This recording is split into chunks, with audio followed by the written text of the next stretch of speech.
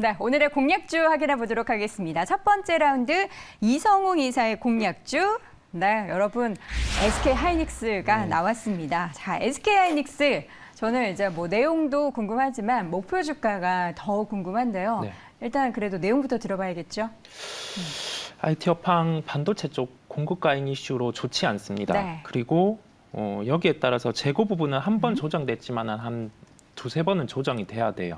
저는 그래서 이번에 그러한 현상들과 더해져서 삼성전자가 이제 감산의 부분에 대해서 좀 터치를 했었습니다. 그렇다 보니 전저점을 깨지 않을까라는 시각이었고, 좀 뭐 바닥권 같은 경우는 7만 원대 중반에 대한 생각이 있었는데 뭐 바닥 그 8만 원대는 깨지 않고 시장에서 반등이 나오는 모습이었어요. 이 반등 같은 경우가 나타나게 된 게 시장에서 뭐 재무적인 측면에서는 SK 하이닉스가 또 4분기 적자가 나올 수 있습니다. 그리고 이 적자가 1분기까지 이어질 수도 있어요.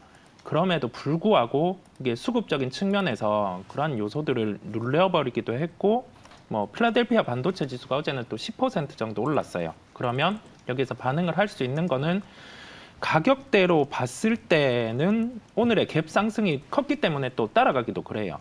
그러면 우리가 가격으로 알 수 있는 점은 지금 업황보다 수급이 더 우선된다는 점에 연결해 봤을 때 매매 관점으로 SK 하이닉스는 현재 급하게 매수보다, 원래는 시가 기준의 매매 대입이었는데 급하게 매수보다는 가격대 같은 경우는 매매 관점으로 한 9만 1,000원대 접근 가능하다라고 수정을 드릴 수 있겠고요.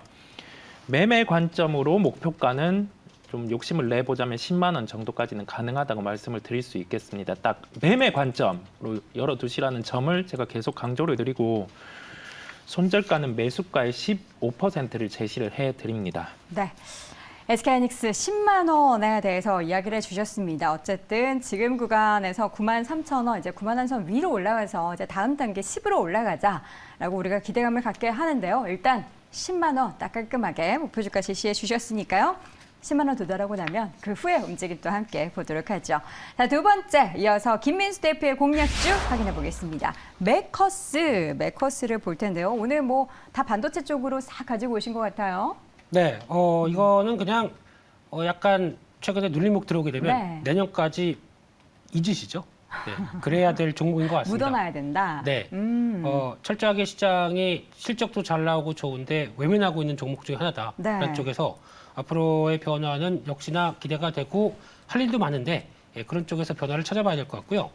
일단 비메모리 반도체 쪽에 유통하는데 자일링스라고 하는 회사와 상당히 밀접한 회사입니다. 그래서 글로벌 FPGA라고 하는 쪽이 나오다 보니까 헛갈리시죠? 이런 요즘 영어 많이 나오죠? 모르겠어요, 사실.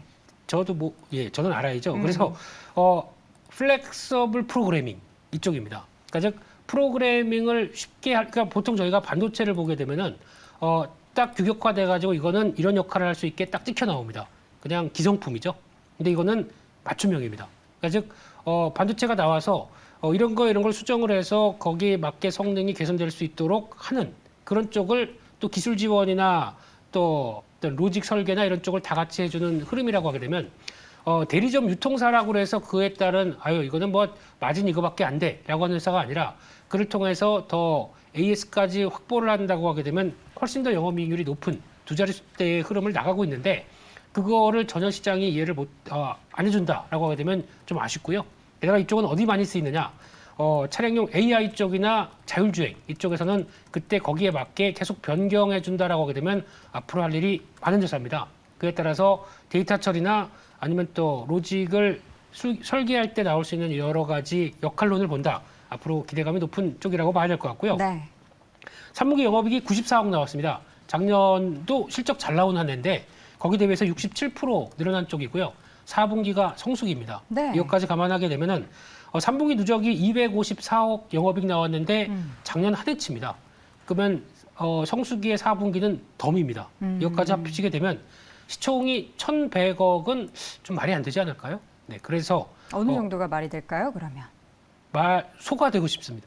예. 그래서 시총이 1,100억대라고 하게 되면 적어도 2천억대 이상은 들어간다라고 되면 중기적으로는 네. 15,000원대 정도까지 가도 비싸지 않다라고 볼 수 있는 회사이기 때문에 네. 성장세 계속 이어가는지 체크하시면서 좀 길게 보자 이렇게 네. 말씀드리겠습니다. 알겠습니다. 오히려 이 종목은 눌림목일 때 묻어둬야 한다라고 강력하게 말씀을 하셨습니다. 예, 소가 말이 아니고 소가 된다. 뭐 이런 말도 안 되는 개그를 치시면서 매커스를 굉장히 각인시켜 주시려고 노력하셨고요. 목표 주가는 10,000원 함께 제시해 주셨습니다. 자, 이어서 두 번째 라운드로 넘어가 보도록 하죠. 이번에도 반도체 관련한 종목 하나 더 보도록 하겠습니다. 두산 테스나. 예, 두산 테스나는 어떤 부분을 또 기대하셔서 지금 오늘 이 시점 가지고 오셨을까요?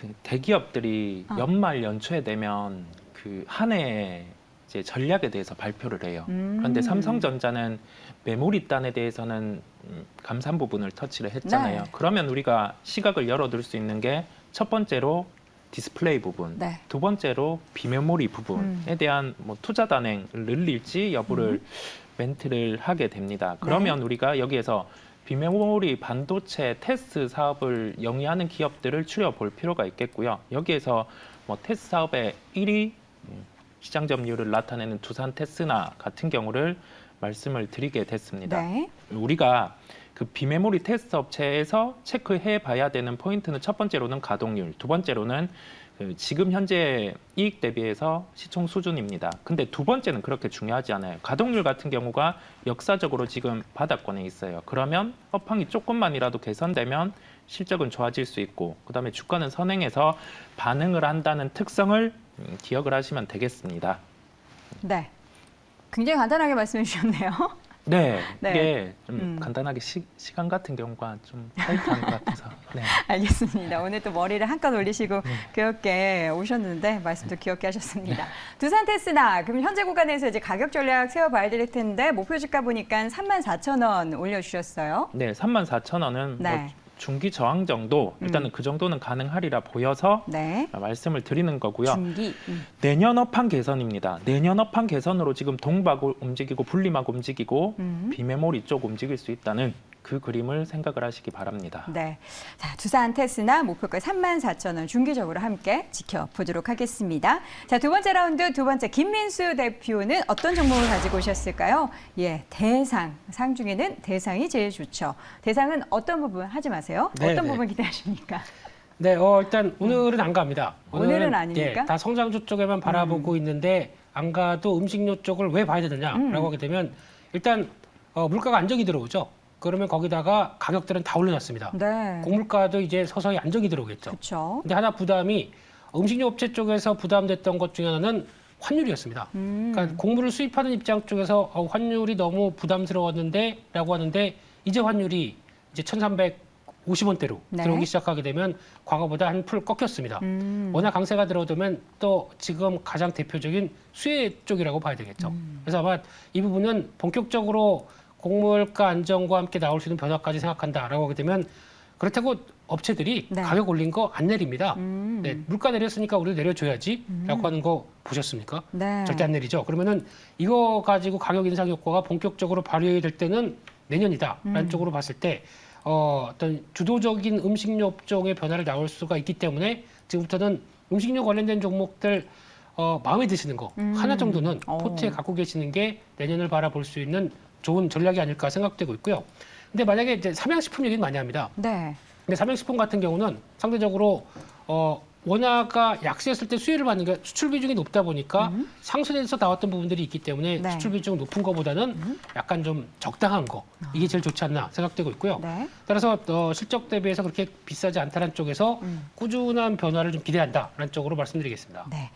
대상 그러니까 뭐 음식료 종목 중에서 하나를 고르는데 그 가운데 있어서 가장 매력적인 종목으로 대상을 고르셨습니다. 역시나 음식료 업종에서 대상은 대상이다라는 이야기인데 목표 주가를 지금 27,000원으로 잡아주셨어요. 네, 지금 이 상태라고 하게 되면 직전 고점대 부근 정도. 그러니까 올해 지금 한 여름 때쯤에서 나왔던 가격대 부근, 봄 때였네요. 그때 부분까지 변한다라는 쪽에서 이때 하락했던 게 환율 때문에 밀렸거든요. 네. 환율 돌아가기 시작한다 그러면 그런 변화 나올 수 있겠다는 쪽에서 27,000원대 목표가로 두시고요. 손절가는 2만 원대 말씀드리겠습니다. 네, 자 이렇게 해서 마지막 종목은 대상까지 함께 확인을 해봤습니다. 오늘 공략주도 시장에서 움직임 잘 이어나가길 기대해 보도록 하겠고요. 오늘 이 시간 글로벌 파트너스의 이성홍 이사, 레몬리서치 김민수 대표 함께했습니다. 두 분 고맙습니다.